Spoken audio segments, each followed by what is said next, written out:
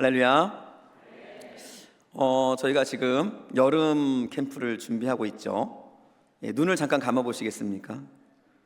실눈 뜨시면 안 됩니다. 눈을 감으시고, 이번 여름 캠프의 주제가 뭔지 아시나요? 손 드시는 분도 계시고, 주제가 뭘까요? 이번 우리 여름 캠프의 주제가 변화입니다. 이 변화가 일어나지 않으면 눈 뜨셔도 됩니다. 주무시니까 안 돼요. 변화가 일어나지 않으면 우리의 삶은 그곳에서 머물러서 점점 하나님과 거리가 멀어지는 사람이 되어질 수밖에 없습니다. 변화는 언제나 우리 안에서 예수 그리스도의 이름으로 일어나야 되는 매우 중요한 사건 중에 하나입니다. 그래서 우리 성경은 하나님, 즉 하나님의 본체이신 예수 그리스도를 증거하는 목적을 가지고 기록된 책이지만 그와 함께 또 한 가지의 목적이 있습니다. 그것은 바로 예수님께서 우리를 향해 변화를 요구하시고 또 그 변화의 결과를 기록하는 책이라는 것이죠. 우리 성경을 찾아보면요, 성경에는 변화를 요구하시는 하나님의 음성을 너무나 많이 쉽게 들을 수가 있습니다. 또한 그 변화에 순종하며 실질적인 변화를 이루었던 사람들의 기록 또한 우리는 심심치 않게 발견할 수 있다라는 것이죠. 그만큼 성경은 우리에게 변화라는 것들을 요구하고 있다라는 것이죠. 이러한 변화의 사건들 중에서 매우 우리에게 잘 알려진 한 인물이 있습니다. 아주 대표적인 인물이죠. 그 사람은 바로 사도 바울. 오늘 우리가 읽었던, 이미 아까 읽어서 잊어버렸겠지만 본문에 나오고 있는 사도 바울입니다. 왜냐하면 사도 바울의 변화가 너무나 극적이기 때문에 그래요. 성경에는 수없이 많은 사람들의 변화의 모습들이 나옵니다. 그러나 그 중에서도 대표 주자를 뽑으라고 한다면 사도 바울을 우리는 말할 수 있다라는 것이죠. 이 사도 바울의 변화가 언제부터 시작되었을까요? 사도 바울의 변화는 이때로부터 시작되죠. 언제부터 시작되죠? 다메삭 도상에서의 예수님과 만남으로부터 시작합니다. 다메섹 도상에서 예수님께서, 부활하신 예수님께서 우리 바울에게, 사울에게 나타나죠. 그리고 사울을 만나서 사울과 대화하며 자신이 누구인지를 사울에게 보여주십니다. 우리 사도행전 9장 3절로 5절 말씀인데요, 좀 길지만 함께 읽겠습니다. 사울이 길을 가다가 다메섹에 가까이 이르더니 후련히 하늘로부터 빛이 그를 둘러 비추는지라. 땅에 엎드려져 들음에 소리가 있어 이르시되 사울아 사울아 내가 어찌하여 나를 박해하느냐 하시거늘 대답하되 주여 누구시니까? 이르시되 나는 내가 박해하는 예수라. 예수님께서 친히 사도 바울 사울을 찾아오셔서 사울을 만나 주신 겁니다. 이 예수님을 만난 사울은 이때로부터 변하기 시작해요. 예수님을 핍박하고 예수를 믿는 사람들을 핍박하고 죽이며 그러한 것들을 본인의 의로 여겼던 그의 삶을 버리고 대신해서 예수 그리스도의 복음을 전하는 삶을 살기 시작합니다. 우리 사도행전 9장 20절 말씀인데요, 함께 읽겠습니다. 즉시로 각 회당에서 예수가 하나님의 아들이심을 어떻게 하니? 전파하니. 그동안은 예수 그리스도의 이름을 전파하는 자를 잡아서 죽이는 일을 했던 사람이 예수님을 만나자 변했어요. 어떻게 변합니까? 예수 그리스도의 그 복음을 전하는 사람으로 변합니다. 예수님을 죽이는 데 있어서 그는 열정적이었던 사람이에요. 예수님의 사람들을 잡기 위해서 그는 원정을 떠나면서까지도 그 일을 감당하고자 했던 사람이었다는 것이죠. 그런데 그랬던 그가 예수님을 만나자 예수님의 복음을 전하는 사람으로 변하는 모습을 오늘 성경은 우리에게 보여주고 있다라는 것이죠. 그런데 놀라운 것은요, 예수님께서 부르시고 그리고 예수님을 만남으로 변화되었던 사도 바울의 결과가 무엇이었느냐는 거예요. 예수님의 말씀에 순종했습니다. 예수님의 부르심에 순종했어요. 그리고 예수님께서 원하시는 복음을 전하는 일에 본인을 헌신했어요. 그런데 그랬던 사도 바울을 향한 그 순종의 결과, 그것이 과연 무엇이었는가? 사도행전 9장 23절 말씀에 너무나 분명히 나오고 있습니다. 함께 읽겠습니다. 여러 날이 지남에 유대인들이 사울 뭐하기를 공모했다고요? 죽이기를 공모했다고 말합니다.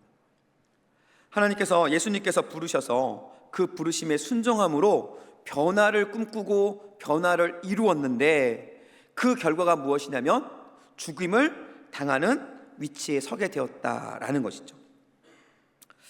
예수님을 만난 사도 바울에게 임했던 삶의 모습은 영광의 삶이 아니었어요. 그에게 다가온 것은 방금 전에 말씀드렸던 죽음의 위협이었다라는 거예요. 여기서 여러분 한번 우리가 생각해 볼 필요가 있습니다. 여러분, 하나님께 은혜 받았을 때, 하나님께서 주신 그 놀라운 변화를 경험했을 때 우리는 무엇을 기대하십니까? 여러분, 은혜 받았을 때 여러분에게 기대되는 것이 무엇이죠?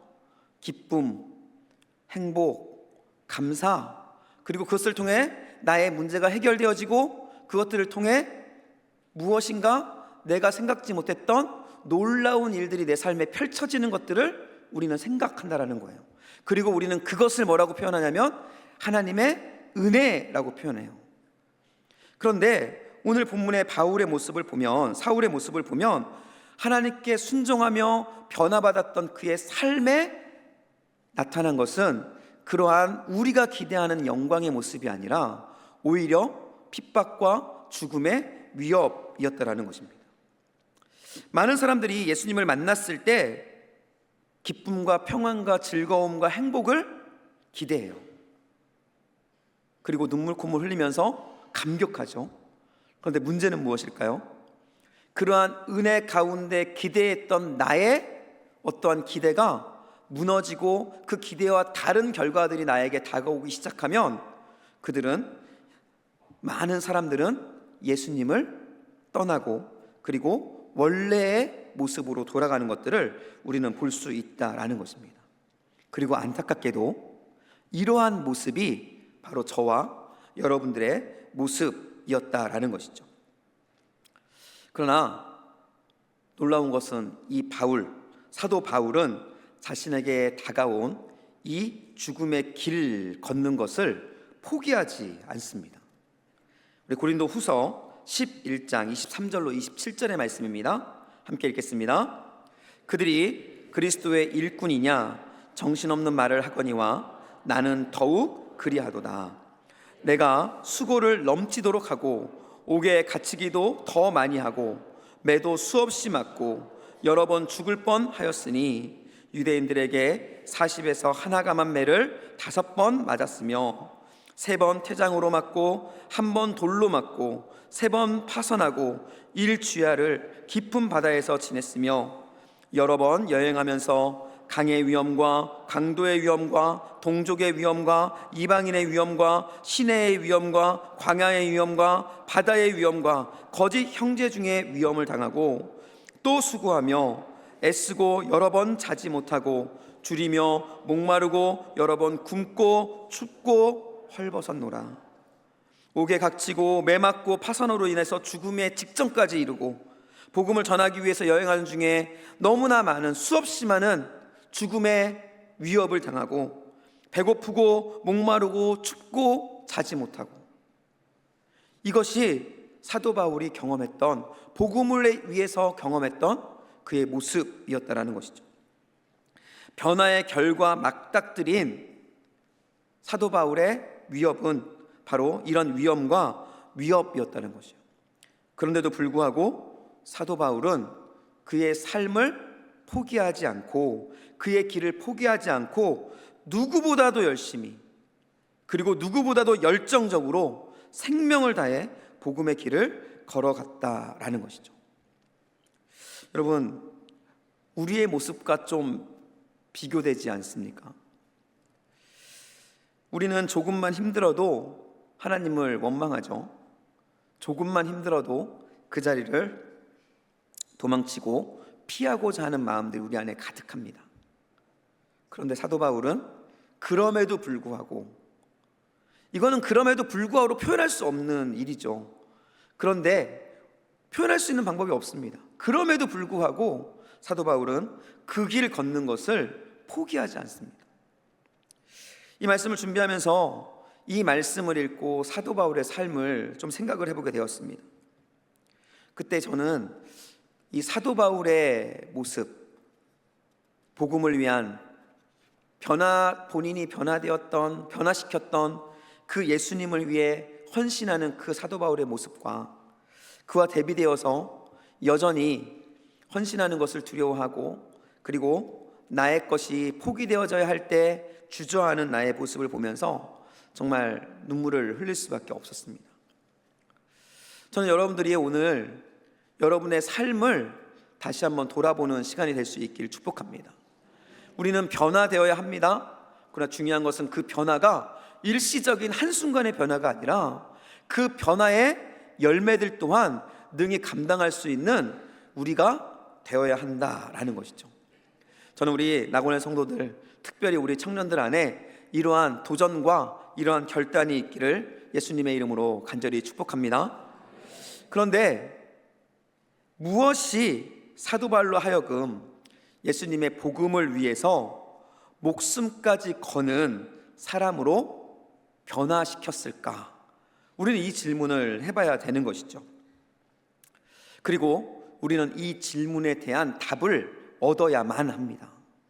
왜냐하면 이 질문에 대한 답을 얻었을 때 비로소 우리는 사도 바울과 같이 변화된 삶, 사도 바울과 같이 예수 그리스도를 위해 우리의 삶을 내어드릴 수 있는 삶을 살아갈 수 있기 때문이죠.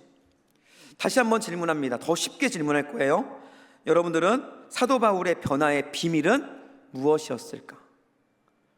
사도 바울이 그토록 목숨을 다하면서까지 그가 죽이려고 했던 예수님, 그가 무너뜨리려고 했던 예수님의 사람들을 지키기 위해서, 그 복음을 전하기 위해서 목숨을 거는 사람으로 변할 수 있었을까? 그 이유가 무엇이었을까요? 그 이유를 들으면 여러분 너무나 황당하실 수 있어요. 너무나 당연한 답이기 때문에 그렇습니다. 그 답이 무엇일까요? 앞에 부분에 나와 있습니다. 예수님께서 사도 바울을 찾아오셨고, 그것은 바로 사도 바울이 예수님을 만났기 때문이에요. 사도 바울의 변화는 바로 예수님을 만나는 것으로부터 시작되었다라는 것입니다. 이 말은 무슨 의미냐면요, 예수님을 만나지 못한 사람은 결코 변화된 삶을 살 수 없다라는 것을 의미해요. 여러분, 신앙생활 하면 뭐가 떠오르시나요? 신앙생활 하면 대부분의 사람들이 예배를 떠오릅니다. 예배는 너무 중요해요. 예배는 신앙생활의 전부라고 이야기할 수 있을 만큼 예배는 중요합니다. 그런데 예배를 드리는 것보다 더 중요한 것은 그 예배 가운데 임재하신 하나님을 만나는 거예요. 여러분, 말씀 너무나 중요하죠. 그런데 여러분, 말씀을 묵상하고 말씀을 읽는 것보다 더 중요한 것은 그 말씀 가운데 임하시는 하나님을 만나는 거예요. 우리가 예배를 드리는데 예배 가운데 하나님을 만나지 못한다, 말씀을 읽는데 말씀 가운데 우리에게 주시는 하나님의 음성을 듣지 못한다, 그것은 우리에게 별 의미가 없는, 일반적으로 우리가 말하고 있는 의식일 때가 너무나 많이 있다는 것이죠. 저는 여러분들이 예수님을 만나는 사람이 될 수 있기를 축복합니다. 예수님을 아는 것이 아니라 예수님을 만나는 거예요. 우리의 전반적인 삶 속에서 우리는 예수님을 만나야 합니다. 그래야 비로소 우리의 삶 속에는 온전한 변화가 일어나게 되는 것이죠. 여러분, 다시 한번 여러분을 축복하기를 원합니다. 여러분, 예수님을 만나십시오. 여러분, 예수님을 만나야 변화될 수 있습니다. 우리 옆분들에게 좀 인사할까요? 옆분들을 바라보시면서 꼭 하기 싫으시죠? 네, 하기 싫으셔도 하셔야 됩니다. 다시 하겠습니다. 꼭 반드시 무슨 일이 있어도 예수님을 만나십시오. 여러분, 예수님을 만나는 것이 바로 변화의 시작입니다. 예수님을 만나지 못하면 우리의 삶은 결코 하나님을 믿는 사람으로서의 모습으로 살아갈 수 없게 되는 것이죠. 그런데 여기서 한 가지 더 중요한 질문이 있습니다. 그것은 바로 예수님을 만났던 사도 바울에게 과연 어떠한 변화가 있었는가라는 거예요. 우리가 변해야 된다는 건 너무나 잘 알아요. 하나님을 만나고 예수님을 만나서 우리는 변해야 됩니다.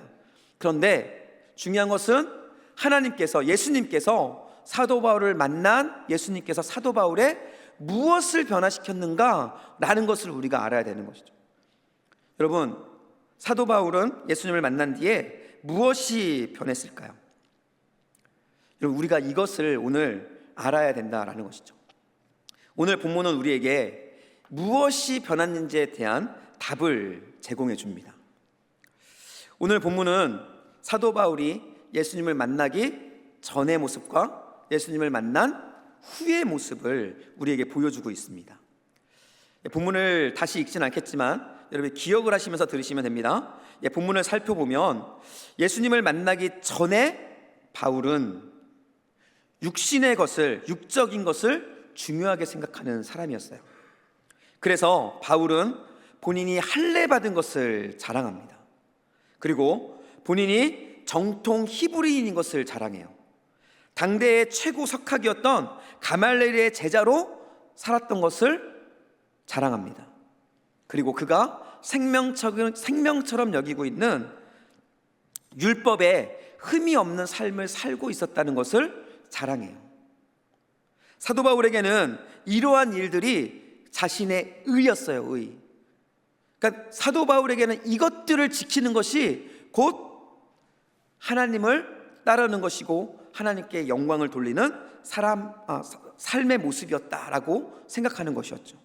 그리고 그렇게 살고 있는 자기 자신에게 사도 바울은 자긍심을 갖고 있었다라는 것이죠.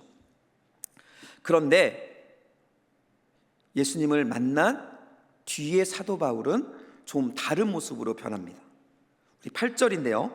8절 말씀을 우리 함께 읽겠습니다. 시작. 또한 모든 것을 뭐라고요? 또한 모든 것을 뭘로 여겼어요?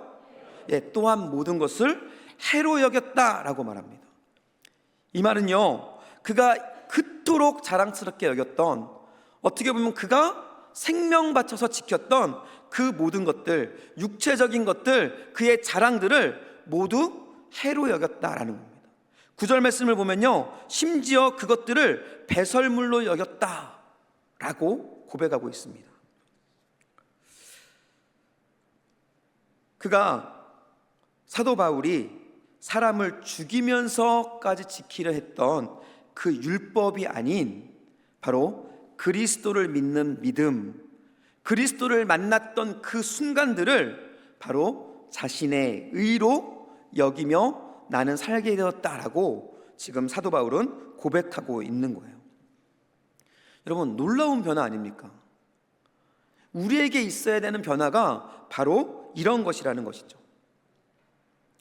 예수님께서 사도 바울을 만나서 사도 바울의 변화를 일으키셨는데요, 일으키신 그 변화가 무엇이냐면 바로 사도 바울의 관심, 사도 바울의 생각, 사도 바울의 시선, 이런 것들을 종합해서 사도 바울의 가치관을 변화시켰다라는 거예요.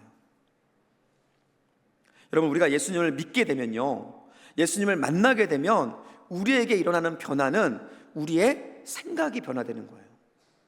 여러분, 예수님을 만나면 여러분의 환경이 막 변하던가요? 예수님을 만나서 은혜 받으면 여러분 안에 있는 그 무엇인가 주변의 환경과 사람들과 그런 것들이 막 변하던가요? 그렇지 않습니다. 그런데 우리가 변해요. 그것들을 바라보는 눈이 변하고 그것들을 바라보는 우리의 마음이 변합니다. 바로 우리의 가치관이 변하게 되어진다라는 것이죠. 사도 바울이 이렇게 사도 바울로 살아갈 수 있도록 되었던 것은 바로 예수님을 만났을 때 그의 가치관, 그의 생각이 온전하게 하나님을 향하는 그 마음으로 변화되었기 때문에 그는 예수님을 목숨 걸고 따를 수 있는 사람이 되었다라는 것이죠. 저는 우리 낙원교회 성도님들 안에, 특별히 우리 청년들 안에 이러한 변화가 일어날 수 있기를 예수님의 이름으로 간절히 축복합니다. 사도행전 9장 5절에 보면요, 대답하되 주여 누구시니까? 라고 말하면서 찾아온 예수님을 향해서 사도 바울이 질문을 해요. 그때 예수님께서 사도 바울에게 대답합니다. 나는 내가 박해하는 예수다. 사도 바울은 그 당시에 사울이죠. 사울은 자기의 의, 즉 내가 옳다고 믿고 있는, 이렇게 하는 것이 하나님께 영광을 돌리는 것이라고 생각하는 그 일을 한 거예요. 그런데 그 일이 결과적으로는 본인이 영광 돌리기를 원했던 하나님의 일을 깨트리는 일이라는 사실을 이 사건을 통해서 사도 바울은 발견하게 된 겁니다. 여러분, 그때 사도 바울이 어떠한 마음이 들었을까요? 내가 지키고자 하는 그것을 위해서 열심히 일했는데 그것이 오히려 내가 지키고자 했던 것을 죽이는 사건이 우리 안에 펼쳐졌을 때 우리는 당황스럽고 망연자실할 수밖에 없겠죠. 아마 사도 바울에게 임했던 그 충격이 바로 그런 것이었을 것입니다. 그랬을 때 하나님께서는 이 충격의 과정을 통해서 사도 바울의 삶의 기준 그리고 생각을 바꾸신 거예요. 이것이 바로 사도 바울이 사도 바울로 살 수 있도록 변화시킨 바로 시작이었다라는 것이죠. 여러분, 저는 저와 여러분, 우리 낙원교회 성도님들이, 우리 낙원교회 청년들이 이 사도 바울과 같이 진정한 변화를 이루는 은혜가 있기를 예수님의 이름으로 간절히 축복합니다. 여러분, 그러기 위해서 우리에게 필요한 것이 있어요. 그것은 바로 우리의 가치관을 바꾸는 것입니다. 그리고 우리의 생각 속에 예수 그리스도를 가득 채우는 거예요. 그리고 우리의 삶을 복음으로 물들이는 것입니다. 이렇게 살아갈 때 우리는 바울과 같은 삶을 살아갈 수 있게 되는 것이죠. 이러한 사실을 너무나 잘 알고 있었던 예수님께서 우리에게 말씀하십니다. 놀랍게도 오늘 기도 속에 나왔던 말씀이에요. 고린도전서 10장 31절 말씀입니다. 함께 읽겠습니다. 그런즉 너희가 먹든지 마시든지 무엇을 하든지 다 하나님의 영광을 위하여 하라. 여러분, 이 말이 무슨 의미일까요? 우리의 삶의 일부분이나 우리의 생각이나 그 무엇이 아닌 우리를 예수 그리스도로 가득 채워라 라는 말씀을 지금 우리에게 하고 계신 거라는 것이죠. 여러분 안에 예수 그리스도가 가득 채워질 수 있기를 예수님의 이름으로 축복합니다. 여러분, 예수님으로 가득 찬 우리들, 예수님의 기준이, 예수님의 뜻이 우리의 기준이 되는 우리들, 이러한 삶을 살아갈 때 우리는 하나님께서 원하시는 온전한 변화를 이루어갈 수 있고, 그리고 우리 앞에 닥쳐온 수없이 어려운 상황 속에서도 변화된 삶을 끝까지 살아낼 수 있는 그러한 모습의 사람들이 될 수 있다라는 것입니다. 저는 하나님께서 저와 여러분들을 초청하고 있다고 믿습니다. 그것은 바로 이 시대에 2000년 전에 있었던 그 사도 바울이 아니라 이 시대에 온전한 변화를 이루어서 하나님의 뜻을 위해 목숨 걸 수 있는, 하나님의 사역을 위해 힘써 일할 수 있는 그 누군가를 초청하고 있다고 믿습니다. 그리고 저는 그 초청에 반응하고 그러한 삶을 살아가는 사람들이 저와 여러분이 될 수 있기를 간절히 소원합니다. 우리 청년들과 여러분들 안에 이러한 결단이 다시 한번 일어나길 원하고요. 그리고 여러분을 부르시는 그 부름에 반응하는 우리 모습들이 될 수 있기를 예수님의 이름으로 간절히 축복합니다. 우리 옆분들과 다시 한 번만 인사하겠습니다. 우리 옆분들을 사랑의 눈으로 바라보시면서 하나님께서 다시 하겠습니다. 네, 하나님께서 우리 찬양팀은 좀 나와주세요. 하나님께서 당신을 부르고 계십니다. 다시요. 하나님께서 당신을 이 시대의 사도 바울로 부르고 계십니다. 여러분, 여러분을 부르시는 그 초청에 온전한 변화, 우리의 생각을 바꾸는 그 은혜로 반응하여 이 시대에 바울로 세워지는 우리 모두가 될 수 있기를 예수님의 이름으로 간절히 축복합니다. 우리 함께 찬양하고 기도하겠습니다.